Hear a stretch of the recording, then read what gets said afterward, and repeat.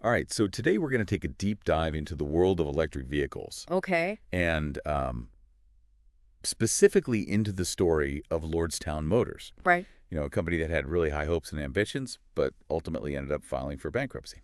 Yeah, really fascinating case study. Yeah, so we've got a few different sources here that we're going to be looking at.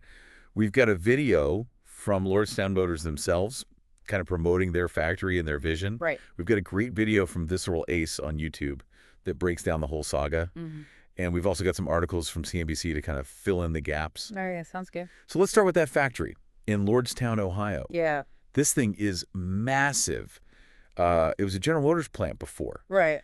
and they said it could produce something like 400,000 vehicles a year, Wow. which is just mind-boggling when you think about it. Yeah, it's a huge facility. And it was a major blow to the town when General Motors pulled out. Absolutely. And so Lordstown Motors kind of came in, and they were going to be the saviors. Yeah. They were going to bring back jobs. They were going to build this, American-made electric truck.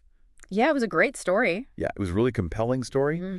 But then things get a little bit complicated when they decide to go public through a SPAC. Right.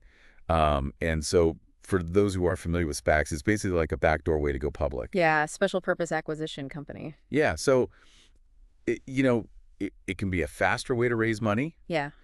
but it also comes with some risks. Yeah, for sure. And so, Lordstown Motors, they went public through a SPAC in 2021, Mm-hmm. and they raised millions of dollars. Right. But at this point, they still didn't have a commercially available vehicle. Nope. And this was like right in the middle of this whole SPAC craze, Oh, yeah. Like every electric vehicle company was trying to go public through a SPAC. Yeah, there was a ton of hype around EVs at the time. Yeah, it was kind of like the Wild West. It really was. And, you see these parallels with companies like Nikola, Oh. that were also, sort of riding this wave of enthusiasm, Mm-hmm. but maybe didn't have the substance to back it up. Right. So let's talk about the truck itself, the Endurance. Okay. This is where things start to get really interesting. Yeah. So instead of using a conventional electric drivetrain, like what you see in a Tesla, Mm-hmm. they decided to go with this in-wheel hub motor system.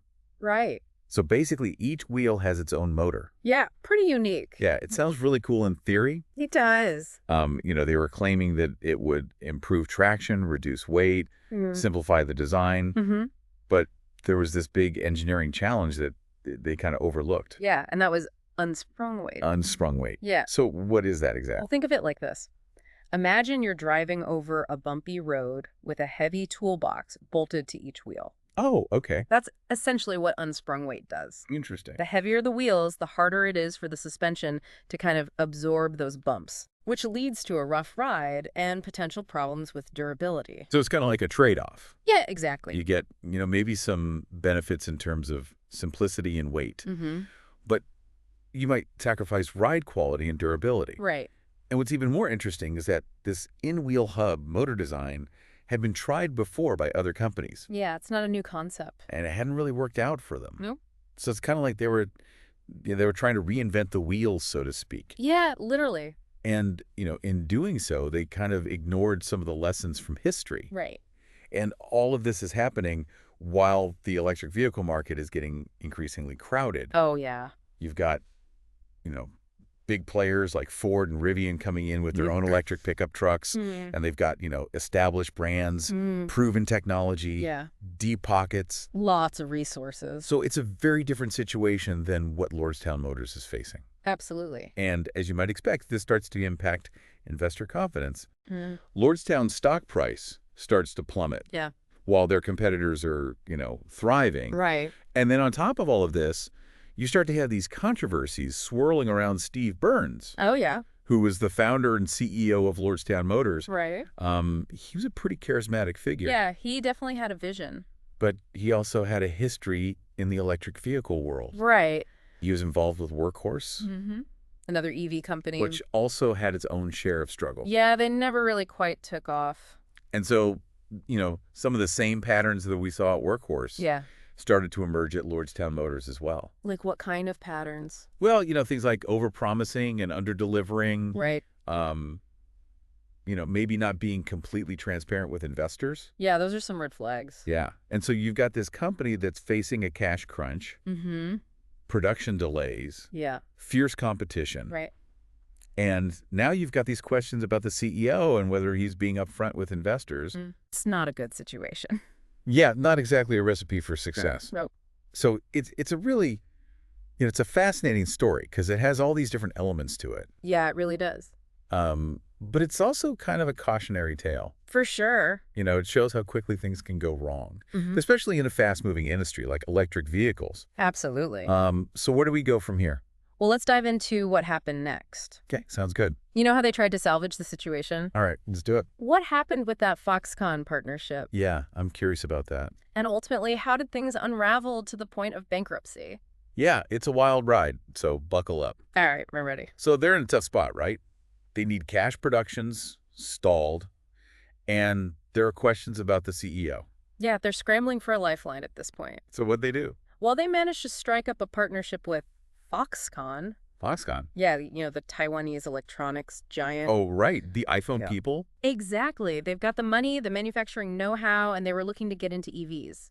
So it seemed like a good fit at the time. On paper, it did. They invested in Lordstown and agreed to help build the endurance truck right there in Ohio. So that bought them some time at least. It did. Give them a chance to breathe. But did it work? Did the partnership deliver? Not really. The issues were just too big to overcome. Like what? Well, the delays kept happening and those quality problems wouldn't go away. Ah, yeah. That unsprung weight thing. Exactly. It wasn't an easy fix. So even with Foxconn's help, they couldn't get those trucks out the door. It was a struggle, and that put a strain on the partnership. I bet Foxconn wasn't too happy about that. They started to get worried about Lordstown's ability to deliver.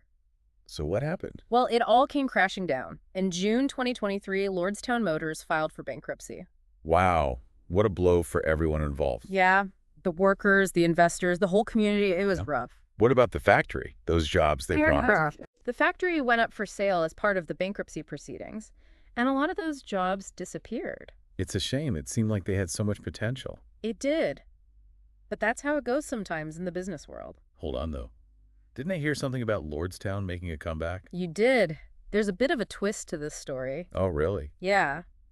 In October 2024, they emerged from bankruptcy, but with a new name, New Ride Inc. New Ride Inc. Huh.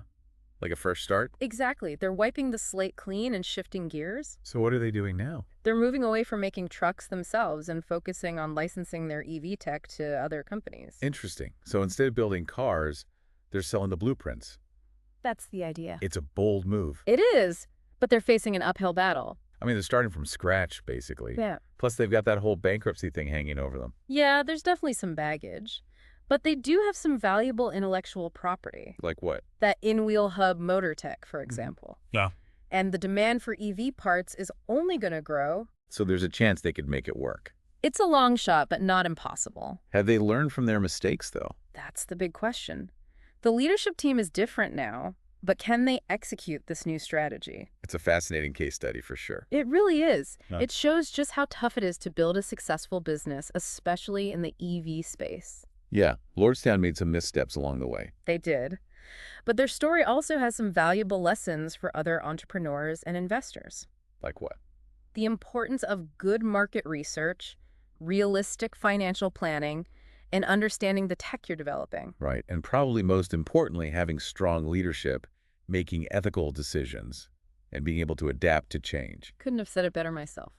So the story of Lordstown, or should I say New Ride Inc., isn't over yet. It'll be interesting to see what happens next. Yeah. Can they turn things around? Will their second act be a success? Only time will tell. But it's a reminder that even after setbacks, there's always that human drive to innovate and find a way. Okay, so we've seen how Lordstown Motors stumbled and ultimately fell.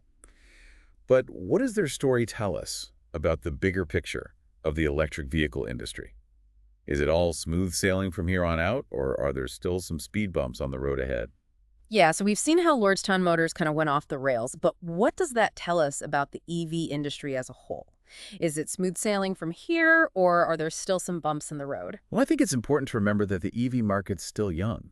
It's growing fast, but there are challenges. Yeah, like what? Well, you've got all this innovation happening, which is great. Right. But there's also a ton of competition, not just from startups, but from those big established car companies. Oh, yeah.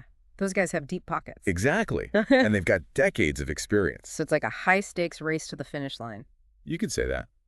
What do you think are the biggest hurdles for companies like New Ride to get over? I mean, one thing that comes to mind is scaling production. Lordstown really struggled with that. Yeah, that was a big part of their downfall. It's one thing to build a prototype in a lab, Right. but making hundreds of thousands of cars, that's a whole different ballgame. And we've seen other EV startups hit that same wall. Yeah. It seems like getting that manufacturing process dialed in is crucial. Absolutely. And then there's the battery tech. Ah, yes. Yeah. The heart of an electric vehicle. They're expensive to make, and everyone's looking for ways to improve range charging times and make them cheaper. I feel like we're seeing a lot of progress with batteries, though. We are. Battery costs have been coming down and range is getting better. So are we getting close to the point where EVs can really compete with gas cars on price and range? We're getting there, but there's still a gap. And then, of course, there's the whole charging infrastructure issue. Right. We need more charging stations. Yeah. And they need to be fast and easy to use. Otherwise, people are going to be hesitant to switch to EVs. Exactly. It's a barrier to adoption. It's kind of a chicken and egg situation, isn't it? People want more chargers before they buy an EV, Right. but companies need more EVs on the road to justify building those chargers. That's it in a nutshell. But I think we'll see a lot of progress on that front soon. You really think so? I do. The momentum behind EVs is undeniable. Right. I think we're getting close to a tipping point where mass adoption is inevitable. That's pretty exciting to think about. So despite the challenges, you're bullish on the EV revolution. I am. The benefits are just too big to ignore. EVs are cleaner, quieter, more efficient, and they offer a more sustainable way to get around. It's amazing how far we've come in just a few years. EVs used to be a niche thing, and now they're about to reshape the entire auto industry. And it's not just cars either. We're Yeah. seeing electric trucks, buses, motorcycles, even airplanes. The whole world's going electric. It's really remarkable. So as we wrap up our deep dive into Lordstown Motors and the EV revolution, what are the big takeaways? What have we learned? Well, I think the big one is that innovation is rarely a straight line. There are going to be bumps, detours, even crashes along the way. Yeah, Lordstown's a perfect example of that. But it also shows us the potential of human ingenuity and the drive for a more sustainable future. It's a good reminder that success in business and in life takes vision, determination, adaptability, and a bit of humility. And maybe most importantly, ethical leadership, making smart choices, and a commitment to creating value for everyone, not just investors. Couldn't agree more. So to everyone listening, stay curious, stay informed, and stay engaged in this conversation about the future of transportation. The road ahead might be a bit bumpy, but it's full of exciting possibilities. Thanks for joining us on this deep dive, and until next time, keep exploring.